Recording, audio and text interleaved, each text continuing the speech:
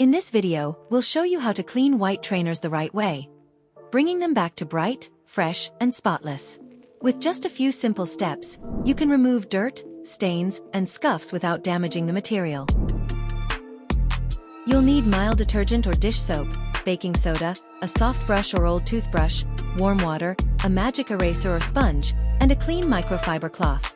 Optional: white vinegar for tougher stains. Avoid bleach. It can turn the fabric yellow.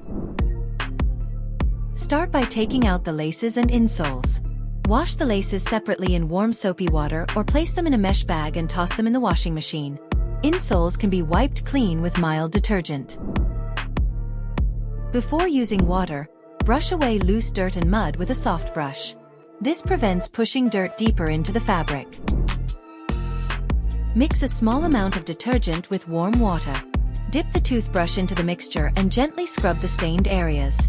For extra power, mix baking soda with a bit of water to create a paste and work it into the stains.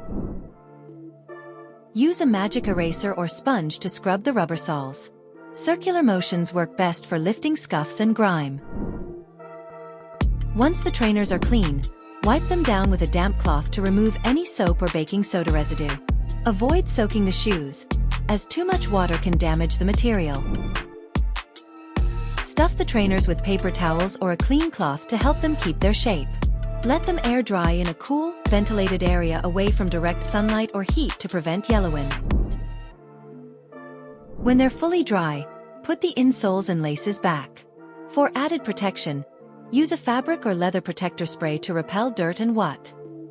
With these simple steps, your white trainers will look clean and fresh again.